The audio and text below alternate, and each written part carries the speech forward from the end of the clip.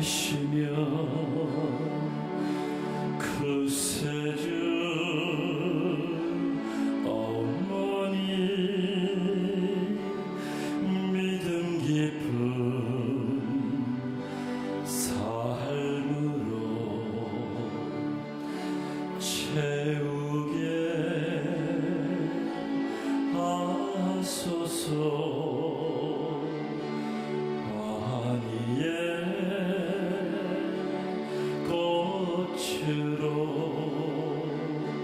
성소를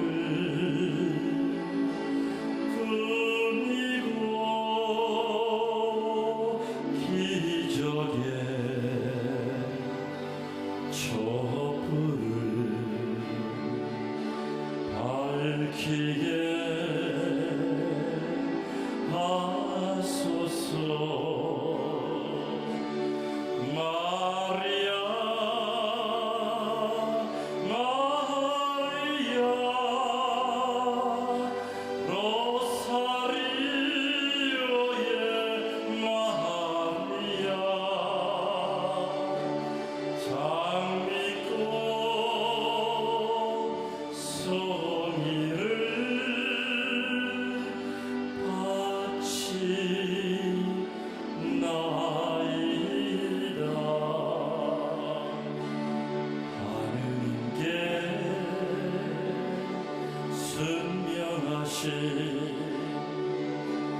겸손한 어머니 한결같은 사랑으로 이끌어 주소서. 순결의 마음으로 찬미를 드리고 은총으로 주신 축복 누리게 하소서.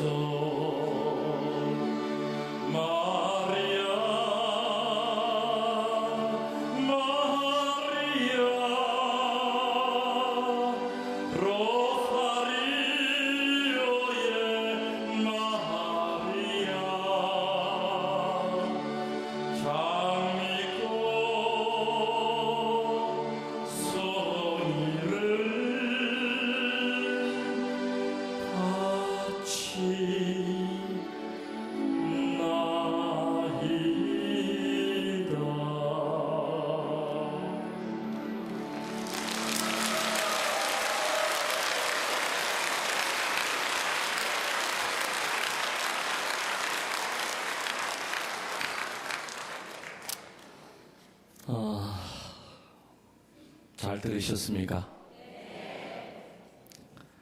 이 노래가 감곡 매개 성당, 매개라고 하는 말이 로사리오를 뜻합니다. 로사리오. 원래 매개라고 하는 말은 찔레과에 속한 장미를 뜻하는 고유 명사입니다. 근데 한국 땅에는 매개꽃이 없어요. 중국 땅에는 흔한데 천주교가 중국을 통해서 들어오다 보니까 선교사들이 중국에 가서 중국 신자들에게 로사리오의 기도는 장미 기도다 이렇게 가르쳤어요. 그러니까 중국 사람은 자기네 마당에 흔해 빠진 게 매개꽃이야. 아, 로사리오를 매개 기도라고 하는구나. 매개 신공이라고 그랬죠, 그전에는.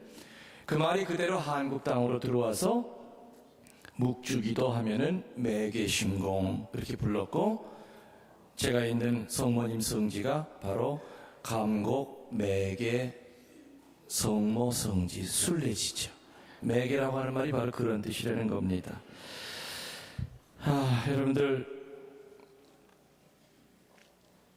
오늘 행복하십니까? 행복하시지요? 성모 순례지 오시면은 더 행복해요. 오늘은 이제 시간이 없기 때문에 감곡성모 순례지에 대한 소개를 할 시간이 사실은 없습니다.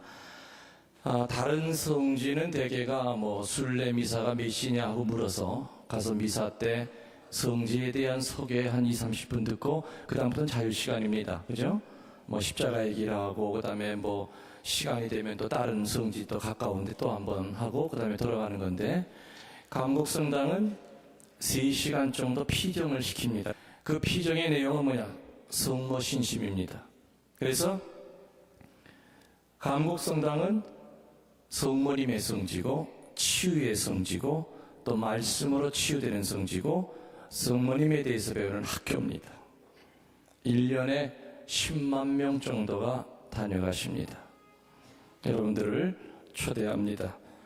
전 시간에 살아계신 하느님을 말씀을 통해서 만나고 성사를 통해서 만난다. 그 성사를 2가지를 얘기했죠.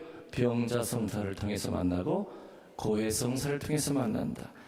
또 무엇보다도 7성사 가운데서 정말 강하게 하느님을 만나는 성사가 뭡니까? 바로 성체성사다. 무슨 성사예요? 성체성사. 예수님의 유언 중에서 최상의 유언이 뭡니까? 성체예요. 요한복음 6장 52절부터 57절 사이에 예수님은 똑같은 이야기를 5번을 반복하셨습니다. 예수님의 유언 중에서 예수님의 모든 말 가운데서 5번을 반복할 정도로 강조하신 말은 거기밖에 없어요. 거기 뭐라고 나와 있습니까? 내 살과 내 피를 먹고 마시지 아니하면은 영원한 생명을 얻지 못할 것이라는 이야기를 5번을 반복하십니다. 그거 이상 성체성사에 대해서 예수님이 얼마나 신경을 쓰셨는지 아실 거예요. 안타깝게도 개신교에서는 성체 안에 계신 주님의 현존을 인정하지 않습니다.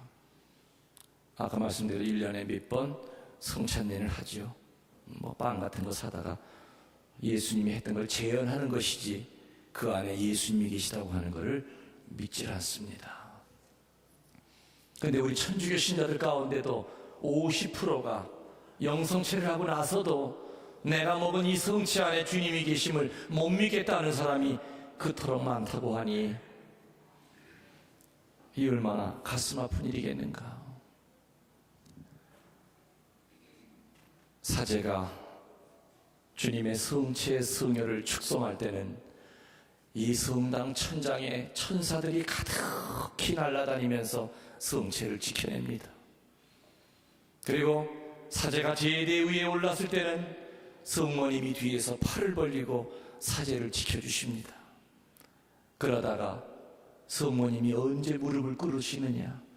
사제의 손에 성체가 들어올리고 성혈이 들어올려질 때는 성모님도 그 성체와 성혈 앞에 무릎을 꿇으십니다. 이토록 성모님이 사제를 지키고 천사들이 성체를 옹이하는 가운데 축성된 그 거룩한 성체가 죄인의 몸뚱아리 안으로 들어옵니다. 주님의 성체를 영할 때 무슨 미주알 고주알 긴 말이 필요하겠습니까? 우리 입에서 나오는 말은 딱 한마디, 주님 자비를 베풀어 주십시오. 우리들 중에 성체를 영하기에 합당한 자가 몇 명이나 이 자리에 앉아 있겠습니까? 성서에 보면은 바리새이와 세리가 기도하러 성전에 올라갔다 나옵니다. 바리새이는 당당하게 성전 앞에까지 와서 가슴을 쫙 펴고, 하느님 저 아시죠? 일주일에 2번 합니다. 단식합니다. 11조 칼같이 합니다. 저 뒤에 있는 저 세리 같은 저놈과를 저를 비교를 하지 마십시오. 세리는 성전 안에 감히 들어오지도 못하고 하느님을 우러러 얼굴도 못 쳐다보면서 주님, 죄인 왔습니다. 자비를 베풀어 주십시오. 자비를 베풀어 주십시오. 그날 의인으로 인정받고 돌아간 것은 바리새이가 아니라 누구였습니까? 세리였습니다. 주님의 성체를 영하면서 자비를 청하십시오. 그리고 자리에 들어가 앉으셔서 스스로 치우기도 하십시오.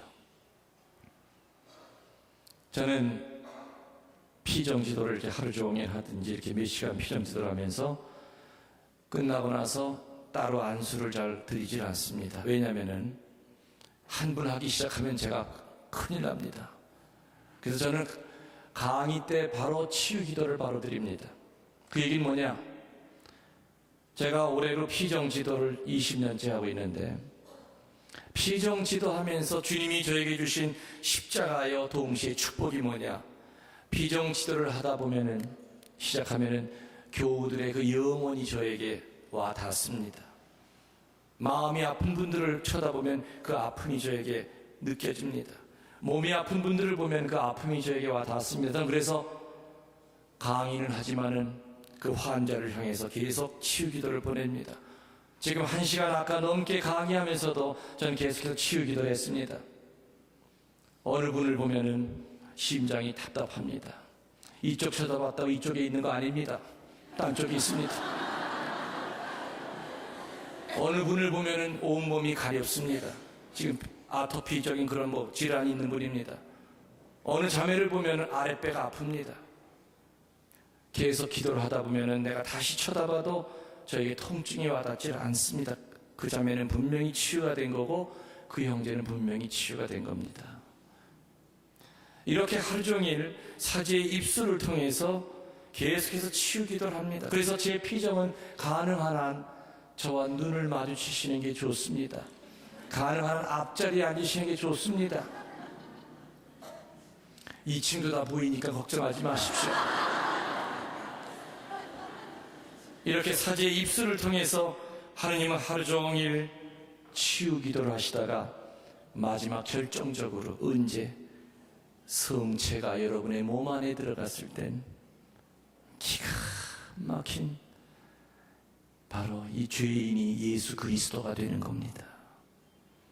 성체를 영한 즉시 여러분의 손은 호적에 올라가 있는 김아무개의 손이 아니라 나자렛 주 예수 그리스도의 손으로 변합니다. 그래서 성체를 영한 즉시 여러분들은 자리에 들어가서 그때는 성가 부르는 게 중요한 게 아니라 치우기도 시작하십시오.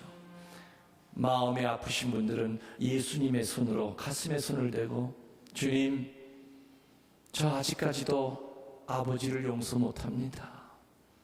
엄마를 아직 용서 못하고 있습니다. 어릴 때 나를 성폭행한 오빠 아직 용서 못합니다. 이제는 이 사슬로부터 해방시켜 주십시오. 치우기도 하세요. 몸이 아프신 분들은 영성체한 후에 예수님의 손을 가지고 아픈 데다가 손을 대고 치우기도 하세요. 예수님, 저 종양이 자라고 있대요. 저 병원에서는 못 고친대요. 시한부 인생 선고받았어요. 다시 또 재발을 했어요. 저 좀 살려주세요. 주님의 손이 이 암 뿌리까지 캐내되는 거 제가 믿겠습니다. 겨자씨만한 믿음이 있어도 뽕나무가 뿌리채 뽑혀서 나무에 바다에 심어져라 해도 심어진다고 그랬지요. 우리 천주교 신자들에게는 개신교에서는 감히 상상할 수도 없는 예수님이 그토록 내 살과 내 피를 먹고 마시지 아니하면 영생을 얻지 못한다는 그 주님의 천상의 약을 미사 때마다 우리는 영합니다. 여러분들 그 얘기 아십니까? 백약이 무효인 아버지가 다 죽어갑니다. 효자인 자식은 별의별 방법을 다 썼지만은 아버지의 생명은 꺼져가고 있었죠. 어느 날 지나가던 어느 나그네가 책임없이 말 한마디를 툭 던집니다. 사람의 살을 비워서 약이랑 섞여 먹이면 낫는데더라 하면서 말 한마디 툭 던지고 갑니다. 아들은 어떻게 합니까? 부엌에 들어가서 칼을 갈아가지고 지 허벅지를 그냥 한 움큼을 도려냅니다. 얼마나 아프겠습니까? 그 뚝뚝 떨어지는 살덩어리를 약탕제에다 놓고 약이랑 같이 데립니다. 그리고 숨을 몰아쉬는 아버지 입에다가 한 숟갈 한 숟갈 입에다 넣어드렸더니 하늘이 감동하여 아버지가 살아나더라 하는 그런 얘기가 있지요. 성체는 반대입니다. 죽어가는 자식 새끼를 살리기 위해서 미사 때마다 하느님이 당신의 살을 쪼아내서 우리들의 먹이는 것이 바로 성체입니다. 산삼을 먹고 200년 300년 산 사람은 없어도 천상의 약인 성체를 영하면은 영생을 보장받는다 이거지요. 그리스도와의 동일화, 우리는 성체를 통해서 살아계신 하느님을 분명히 만납니다. 하느님과 하나됨을, 이웃과 하나됨을, 그리고 밥이 되신 예수님을 닮아서 죽는 법을 배웁니다. 남편 앞에서 죽는 법을 배우고, 본당 신부는 신자들 앞에 죽는 법을 배우고, 구역장은 구역 반원들에게 죽는 법을 배우고, 레지오 단장은 단원들에게 죽는 법을 배우고, 장상은 수도 회원들에게 죽는 법을 배웁니다. 성체는 바로 그런 겁니다. 세 번째로 우리는 살아계신 하느님을 체험을 통해서 하느님을 느낀다고 했습니다. 세 가지의 출구가 있다고 했죠. 처음에가 말씀을 통해서, 두 번째가 성사를 통해서, 세 번째가 체험. 체험 중에서도 기쁜 체험이 아니라 고통스러운, 다시 말하면은 실패의 영성을 통해서 하느님을 체험합니다.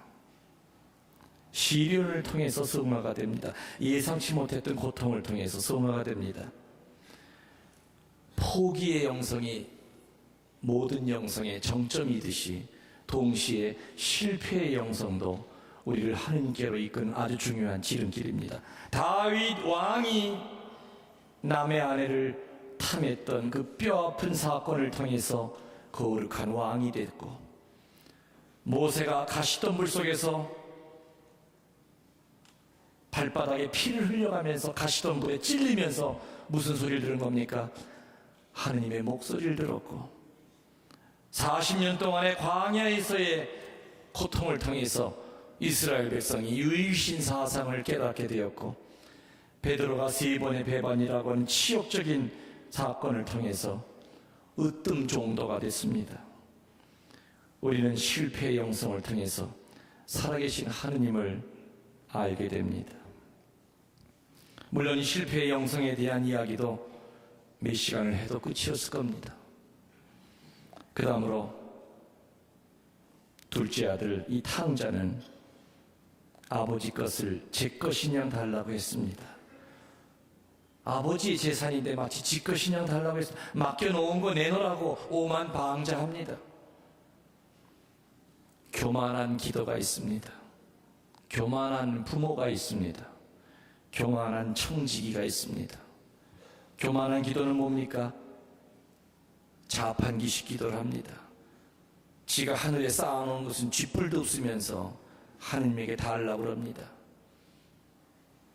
제가 보호자 신부 때, 우리 저 보호자 신부님 몇 년 차? 2년 차? 네, 참 이쁘죠? 저도 참 이뻤어요. 여기 지금 추기경님, 정진석 주교님이 청주 교우 계셨죠? 얼마나 이뻤으면은 주교자 성당에 부임하는 날, 거기 신자들에게 신부님 누가 훔쳐갈까봐 잘 지키라고. 그땐 내가 나를 봐도 이뻤어.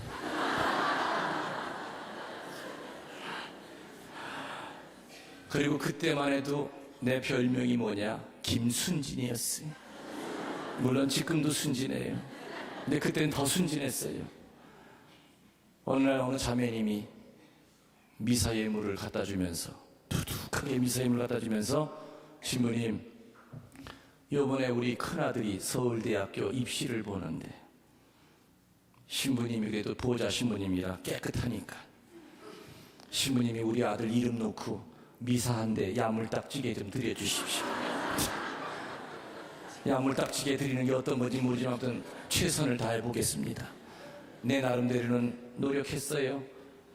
샤워하고 손도 발도 깎고 내 나름대로는 야물딱지게 드렸어. 시험 발표가 났다고 그랬는데 미사 때 그 자매를 찾았습니다. 항상 앞에서 넷째 줄에 앉았는데 그날따라 안 보여. 보니까 기둥 뒤에 숨어서 고개를 미사 내내 푹 숙이고 나를 쳐다보지도 않는 거야. 가슴이 덜컥 내려앉았어요. 세상에, 이거 어떻게 떨어진 거 아니야 혹시? 그래서 그때 얼마나 순진했는지 제의 벗고 앞으로 나가지도 못하고 제의 벗고 제의실 뒷문으로 도망을 쳐가지고 사제관 부엌문으로 들어가려고 하는데 그 자매가 언제 쫓아왔는지 뒤에서 신부님 소리가 지르는 거예요. 뒤를 보니까 그 자매가 언제 와 있어요. 아이고 자매님 축하해요. 아들 됐지요? 신부님 얼마나 성의 없이 드렸길래 우리 아들만 떨어졌다 이거야. 그 학교에서 6명 봤는데 5명은 됐는데 우리 아들이 졸업은 1등으로 했는데 우리 아들만 떨어졌대. 신부님이 얼마나 정성 없이 미사를 드렸냐 이거야. 그러면서 손을 내밀어. 난 악수하시는 줄 알고 했더니 그게 아니야. 미사엠을 도르네 노래예요. 내 지금만 같아도 그 인간 내 무릎 꿇혀놓고 버릇을 가리키죠. 뭐 하는 짓거리냐고. 그때만 해도 별명이 뭐? 그렇지, 김순진. 달달달달달 떨면서 사제관에 올라가서 미사엠을 갖다가 아무 소리도 못하고 줬더니 탁 낚아채갖고 뒤로 안 돌아보고 갑디다. 네, 그래서 그 여자 뒤통수에 대대고 속으로 잘 먹고 잘 살아. 속으로는 무슨 욕을 못해요. 그리고 솔직히 미사엠을 받았다 뺏긴 신부 있으면 나와보라. 나 25년 전 얘기지만 지금 생각해도 열받아 그 같아.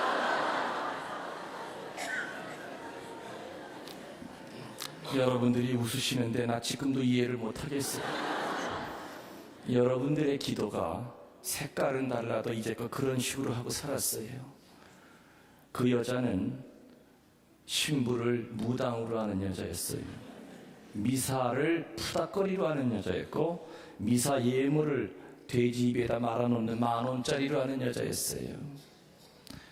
지가 원할 때 원하는 시간에 원하는 방법으로 지 입맛에 맞게끔 딱 들어줘야만 그냥 그때 뭐 호들갑을 떨면서 주님 응답하셨다 난리를 치지요. 아니에요. 하느님이 원하시는 때가 있고 하느님이 원하시는 방법이 있어요. 그래서 우리 모든 기도는 기도의 스승이신 예수님이 겟세마니에서 하셨던 기도, 처음에는 이 잔을 걷어달라고 했습니다. 그게 인간적인 인성의 기도지만은 즉시 예수님은 신성의 기도로서 인성의 기도를 물리칩니다. 그 신성의 기도가 뭡니까? 제 뜻대로 하지 마시고 아버지 당신 뜻대로 하소서. 오늘 이 순간부터 여러분의 기도 끝에는 항상 주님의 기도, 겸손의 기도, 하느님이 인간을 이기는 기도, 신성이 인성을 이기는 기도, 주님 제 뜻대로 하지 마시고 아버지 뜻대로 하십시오. 그 기도를 바치시기 바랍니다. 그 기도를. 그래서 하늘에 올라가는 기도는 절대 쓰여지지 않는 기도가 없습니다. 우리들은 늘 조급한 마음을 먹고 시간과 공간의 제약 속에 살다 보니까 기도하면 반드시 그 끝을 보고 싶은 게 유혹이에요. 오늘 할아버지가 오시더니 신부님, 저희가 4대째 천주교 집안인데 성직자가 하나도 없어요. 한평생을 자손들 가운데 사제가 나오게 해달라고 기도했건만 저 이제 기도 안 할래요. 이제 지쳤어요. 하느님이 안 들어주세요. 제가 그 할아버지 손을 잡고 뭐라고 그랬느냐. 할아버지, 왜 할아버지 눈으로 확인하려고 그러세요? 할아버지 돌아가시고 난 다음에 할아버지 자손들 가운데서 추기경이 나올지 누가 알겠으며 할아버지 자손들 가운데서 수도원 원장이 나올지 누가 압니까? 우리들은 기도할 때 결과를 눈으로 보려고 하는 유혹으로부터 벗어나야 됩니다. 내가 하는 기도가 분명히 하느님이 보시기에 의롭고 올바른 기도라고 그런다면 하느님이 원하는 때에 원하는 방법으로 분명히 주심을 믿습니다. 교만한 부모가 있습니다. 자식을 자기 것으로 여깁니다. 그래서 뱃속에 든 아기를 마음대로 죽입니다. 뱃속에 든 그 아기 몸뚱아리가 요만해도 영혼도 요만합니까? 영혼은 완전한 겁니다. 저는 지난 부활 때 제주도에 휴가를 보자 신부님이랑 갔어요. 가서 태아 체험이라고 하는 체험을 했는데, 물속에 이렇게 둥둥 떠 있으면은 물을 통해서 귀로 음악이 들려요. 귀로 아주 조용한 음악이 들려요. 그게 뭐냐? 아기들은 엄마 뱃속 양수에서 떠 있으면서 밖에서 하는 소리를 다 듣는다, 그 뜻입니다. 나를 죽이려고 하는구나. 엄마가 지금 산부인과를 가려고 하는구나. 나는 왜 잉태된 존재인가? 나는 혹이구나. 나를 띄려고 하는구나. 저는 그때 그 태아 체험을 물속에서 하면서 충격을 받았어요. 그 물을 통해서 소리가 다 들려오는 거예요, 이 귀 속으로. 그래서 신자들에게 제주도 가면 거기 꼭 가보라 그래요. 뭐 돈 받고 그러는 것도 아니니까는. 진짜 특별한 체험이에요. 잉태되는 순간부터 하느님은 우리들을 각기 다른 그릇으로 만들으셨죠. 된장 그릇이 된 사람, 밥그릇이 된 사람, 고추장 단지, 간장 종쟁이. 부모들의 그 분별은 뭐냐? 내 자식이 어떤 그릇인가를 정확히 분별해야 되는 겁니다. 처음부터 하느님이 만들어 놓기를 간장 종쟁이로 만들어 놨는데 자꾸 항아리로 만들려고 하니 이게 되겠습니까? 안 되죠. 간장 종쟁이는 간장 종쟁이로 살아야 행복한 겁니다. 요강은 요강으로 살아야 행복한 겁니다. 부모들의 분별이라고 하는 건 바로 하나님이 기도하면서 그걸 청해야 됩니다. 교만한 부모는 늘 지가 원하는 대로 지 자식이라고 생각하기 때문에, 하느님 자식이 어떻게 지 자식이에요? 부모의 몸만 빌려서 만든 것이지 어찌 하느님 것이 지 겁니까? 하느님이 내 자식에게 어떤 행복을 주었는가를 분별하는 것이 겸손한 부모입니다. 교만한 청지기가 있습니다. 성서에 나와 있듯이 창고 하나가 모자라서 더 큰 창고를 짓습니다. 흐뭇하게 그 창고를 쳐다보면서 내 영혼에게 말하리라. 건방진 놈, 영혼까지도 짓거려요. 이제부터 실컷 먹고 마시고 놀고 즐기자. 그때 하늘에서 소리가 들리죠. 이 어리석은 놈아, 오늘 내가 네 목숨을 끊어놓는다면 저 창고의 것은 누구 것이 되겠느냐. 우리들이 하는 말을 보면은 내가 신앙의 사람인지 아직도 세속의 사람인지가 어느 정도는 분별이 됩니다. 세속에 아직 속해 있다면은 하는 말마다 이기적인 소유대명사를 씁니다. 내 몸뚱아리, 내 자식, 내 집, 내 재산, 내 차, 모든 것을 나의라고 하는 이기적인 대명사를 쓰는데, 정말 신앙인들과 대화하다 보면은 하느님의 대명사를 씁니다. 이 몸은 주님의 것이지요. 자식들도 성모님의 것이지요. 재산은 다 하느님의 것이지요. 늘 그런 말이 나옵니다. 저는 대화를 하면서 이분은 하느님의 사람이구나. 청지기는 뭡니까? 주인의 것을 잘 관리하고 주인이 원할 때 내놔야 되는 것이고, 주인이 너 요거 요렇게 써라 하면 그렇게만 써야 되는 것이 청지기인데, 이 청지기 주제에 건방지게 지재산으로 알고 펑펑 쓰거나 함부로 쓰거나 용도를 잘못 쓰면은 주인이 그 청지기 가만 놔두겠습니까? 돌아오면은 그 청지기 내쫓지요. 성서에 나오는 말이에요. 탕자는 아버지의 것을 자기 것이냐 달라고 했어요. 그래서 거기에서 교만한 기도가 나오고, 교만한 부모가 나오고, 교만한 청지기가 나옵니다. 그 다음으로 탕자는 이곳을 떠나게 해주십시오 하면서 아버지에게 당당하게, 나 이곳 떠날래요. 세상의 많은 사람들 가운데 우리는 선택받아서 신자가 된 것을 모르고, 축복임을 모르고, 자기 스스로가 선택해서 내가 내 발로 왔으니 언제든지 내가 내 발로 교회를 떠날 수 있다. 이것이 바로 냉담자의 심리입니다. 나는 내가 내 발로 왔기 때문에 언제든지 마음에 안 들면 내 발로 나갈 수 있어. 무지랭이 같은 나를 불러주셨다는 이 신비감을 잃어버릴 때 하느님의 가르침도 사랑의 계명도 미사도 봉사도 다 부질없는 것으로 느껴지고 모든 게 내 자유를 억압하는 것으로 여깁니다. 요한복음 8장 33절에 진리가 너희를 자유롭게 하리라. 분명히 하느님 안에 온전히 살 때는 자유를 느껴야 되는데 왜 성당에 나오면서 불편함을 느끼게 되느냐? 아직까지도 하느님 안에 온전히 살지 못한다는 그 뜻입니다. 이곳을 떠나게 해주십시오. 아버지는 아들이 언젠가 반드시 어려운 일을 당하리라는 것을 알고 있었음에도 떠난다고 하는 아들을 가로막질 않습니다. 그렇죠? 떠나게 합니다. 그 이유가 뭡니까? 첫 번째, 인간의 자유의지를 존중하십니다.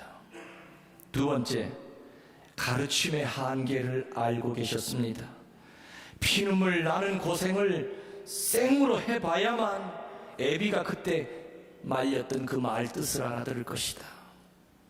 아무리 자식을 가르쳐도 가르침에는 한계가 있습니다. 지가 나가서 뼈 빠지게 고생을 하면 그때야 아이고 우리 엄마 말이 맞았어, 우리 아버지가 시키는 대로 할걸. 그렇기 때문에 탕자가 나간다고 했을 때 하인들을 시켜서 길을 막질 않았던 겁니다. 탕자는 얼마 안 돼서 돈을 탕진하게 되었고 나중에는 돼지를 치는 신세까지 이르렀습니다. 유대인의 율법에 보면은 돼지를 치는 사람에게 화가 있으리라는 말이 있습니다. 그렇지만은 예수님은 성서에서 인류에게 최대의 찬사를 보냅니다. 원 번역에 보면은 그때야 스스로 돌아선다 하는 말이 나옵니다. 다시 말하면 예수님은 인간의 완전한 타락을 믿지 않으시는 분입니다. 네가 지금은 아무리 못된 짓을 해도 너도 성인이 될 수 있다고 믿습니다. 그리스도교가 시작이 뭡니까? 거리에서 웃음 팔고 몸 팔던 막달라 마리아가 성녀가 되는 종교입니다. 크리스찬을 잡아 죽이던 사울이 다마스커스에서 주님 만나고 바오로 사도가 된 종교가 그리스도교입니다.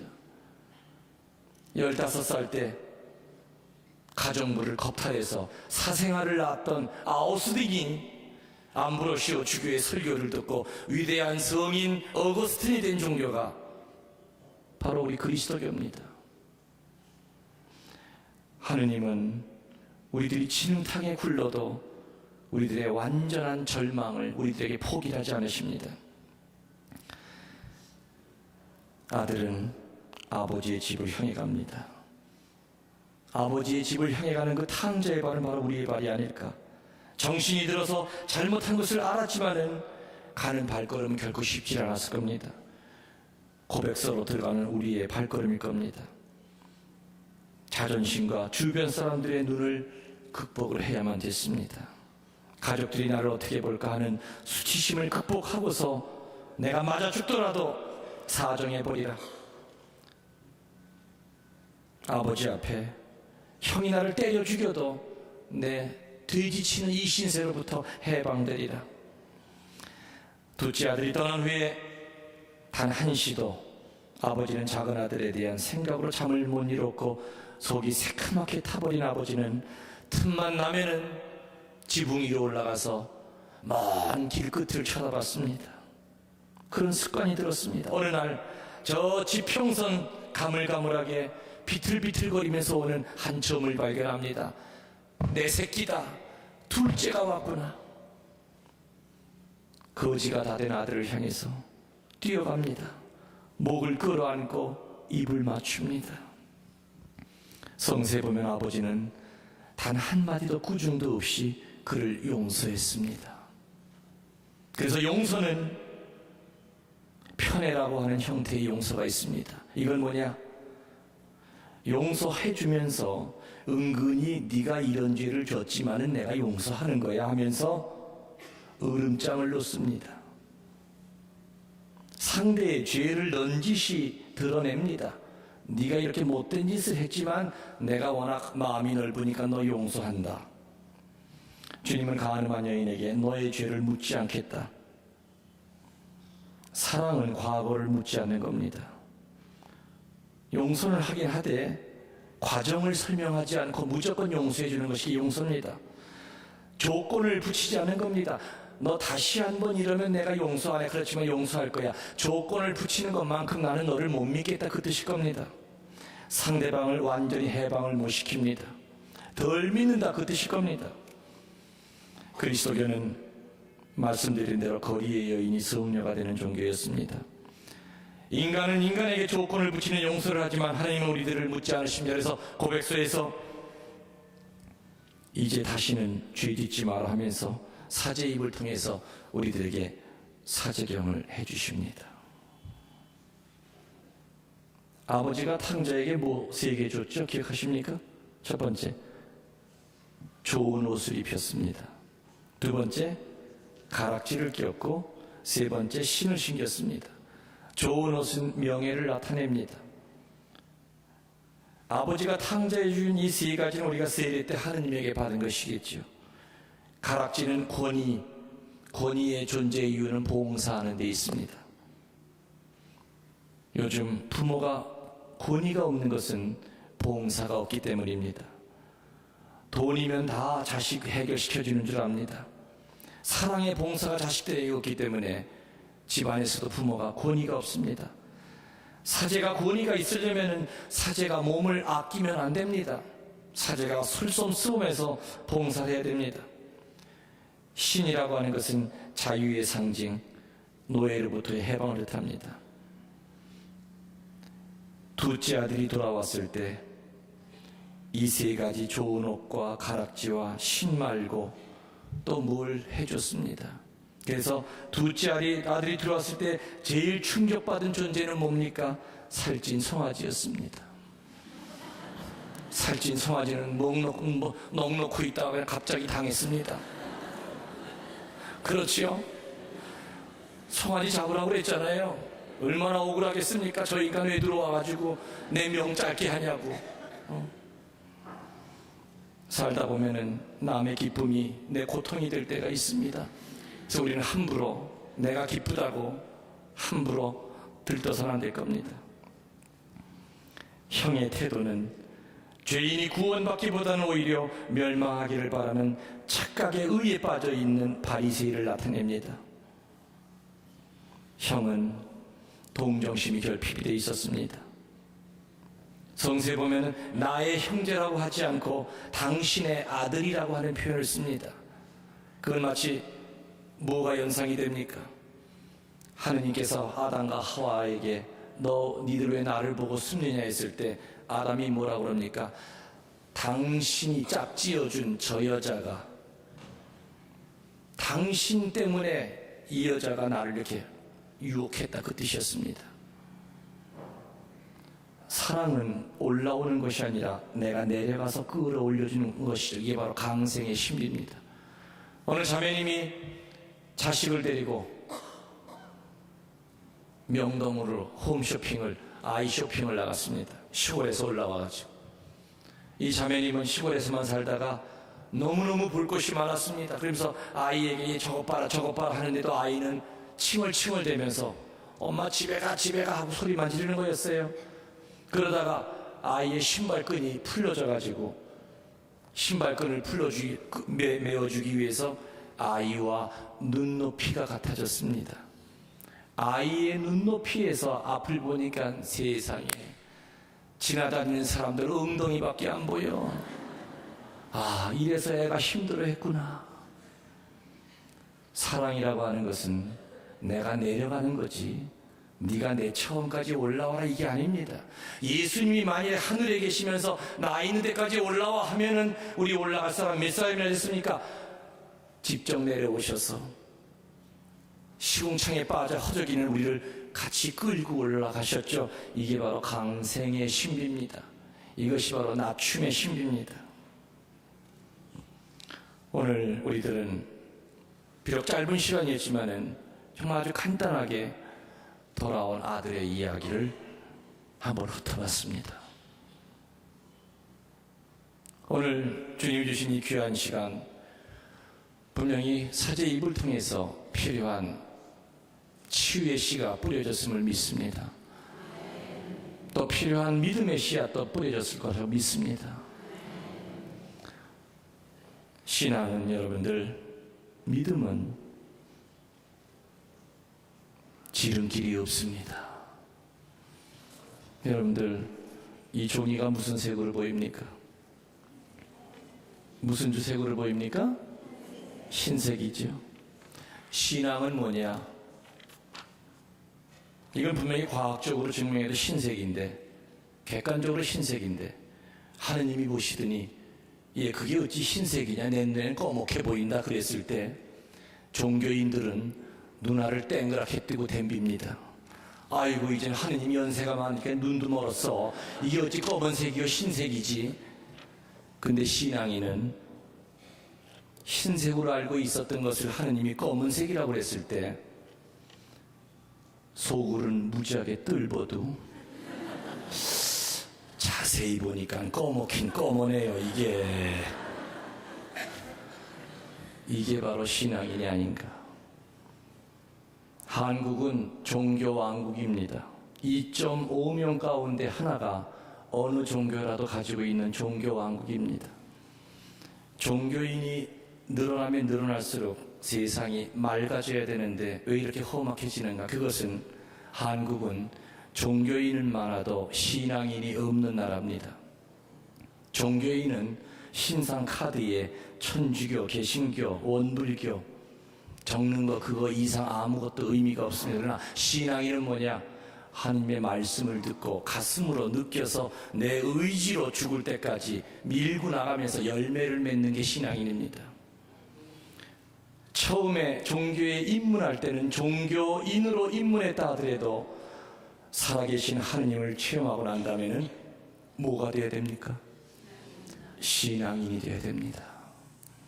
하느님은 말씀드린 대로 말씀을 통해서 살아계신 당신을 보여주십니다. 하느님은 당신이 살아있다고 하는 것을 성사를 통해서 보여주시고, 당신이 살아있다고 하는 것을 체험, 특별히 고통의 체험을 통해서, 실패의 영성을 통해서 보여주신다는 것을 믿도록 합시다. 주님께서 여러분과 함께 전능하신 천주 성부와 성자와 성령께서는 여기 있는 모든 교우들에게 축복을 내려주시고, 성모님의 전구로 세속과 육신과 마귀의 싸움에서 승리를 거두고 믿음의 생활을 굳게 하소서. 우리 주 그리스도를 통하여 비나이다. 삼위일체이신 하느님, 그리고 성모님께 감사의 박수 동원합시다.